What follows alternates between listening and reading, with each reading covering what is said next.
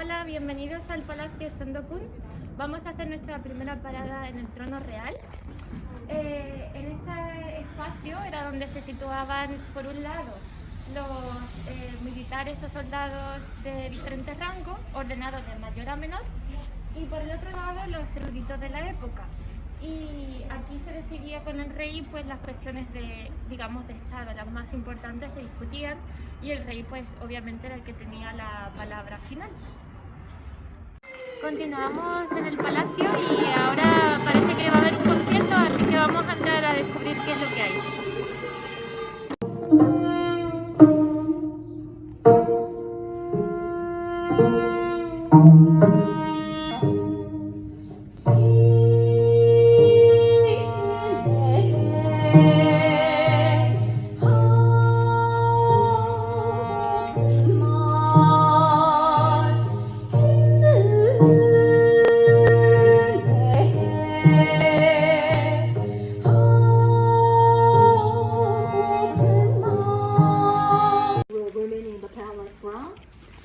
It has your circular roof and square floor, which represent the universe. Yes, sky is round and the earth is square.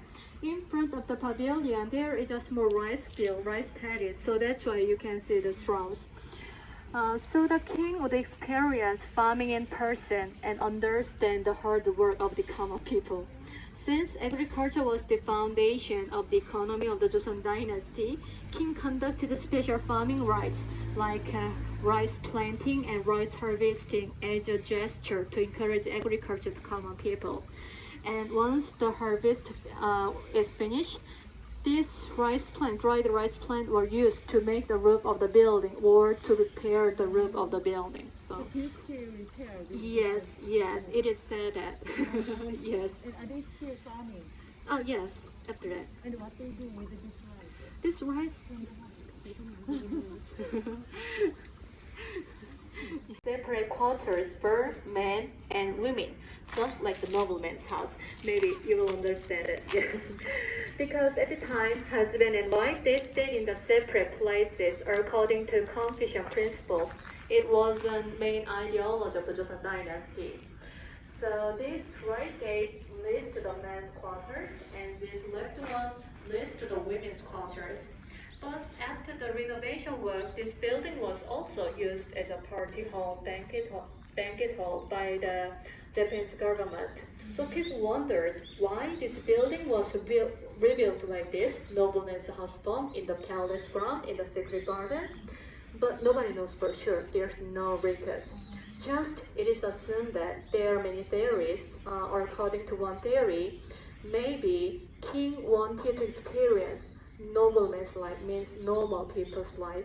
That's why he built this building like a theme house in the palace ground. But it's a theory. Yeah, nobody knows for sure. Okay, let's move on to the women's quarters first. Pyramid here, so you should be careful. Okay, now we are in number 10, Puyongji area. First, please take a look at the shape of this pond. This square-shaped pond and round island in the center reflect the traditional view of the universe. In the past, people believed that the sky is round and the earth is square, not round.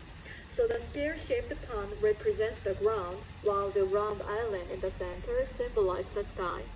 There's a pavilion on your left side.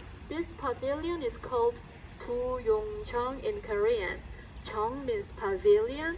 Puyong means lotus flower in full bloom, because from a distance it looks like a lotus flower in full bloom on the water.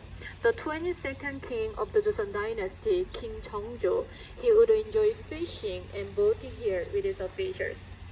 And there is a two-story building on the hill. The building was built in 1776 as the royal library by the 22nd king. According to the historical records, about 80,000 volumes were preserved in there. Now the books are preserved in Seoul National University for some research projects, so the building is empty now. And there are 3 gates below the library. As you see, the middle one is a bit higher and wider than the others. The middle one was reserved only for the king's use and the others for his officials. So the officials had to bend down very low to pass through the gate. The gate is called Sumun in Korean, literally meaning gate of fish and water. The name shows the relationship between the king and his officials, since they cannot be separated, just like fish and water. And please look at this building. This building is the oldest one in this area. It was where the royal family would rest. In front of the building over there on your right hand side, there used to be a broad courtyard. There were no trees, no wall at the time. So on the courtyard, the special state exams called 과거 exams were held in commemoration of the occasions, such as the birth of a prince. Sometimes military trainings, archery competitions, and occasional banquets were held there as well. Okay, we'll take a break here for about king who loved the lotus flowers. The king who built the building, he loved the lotus flowers because lotus flowers blossom and stay pure even in the dirty, muddy water. So such lotus flowers are often compared to the dignity of a nobleman, like integrity of a gentleman. So the king named the building Eryonjeong in Korean. Jeong means pavilion. Eryon means loving lotus flowers. Yes.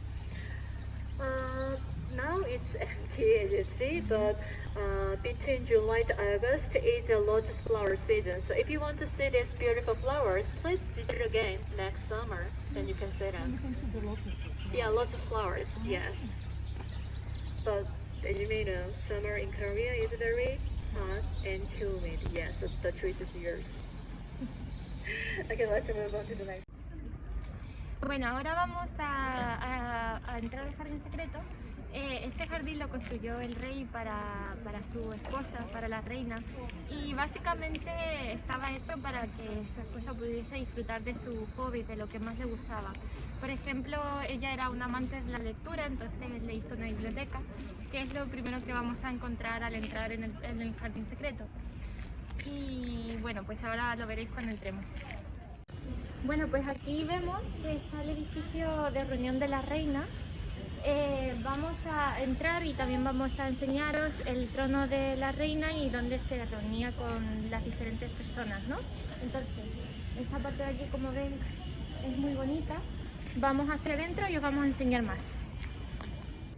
Y aquí tenemos, de hecho, el trono real. Aquí es desde donde se sentaba el rey y exponía sus preguntas, sus dudas, para escuchar lo que los eruditos de la época tenían que decir. Y todo en cuanto al trono tiene su explicación, porque encontramos 5 montañas, que según el confucianismo el número 5 significa armonía. Encontramos la luna y el sol, porque Corea era el reino desde donde salía el sol y se ponía el sol.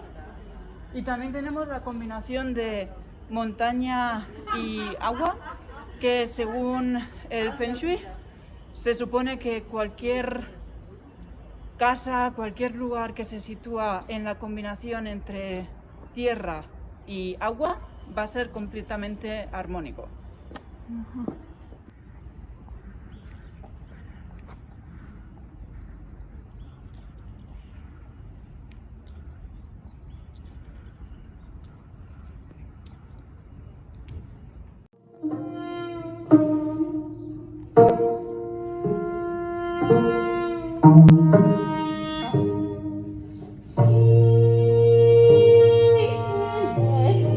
tiene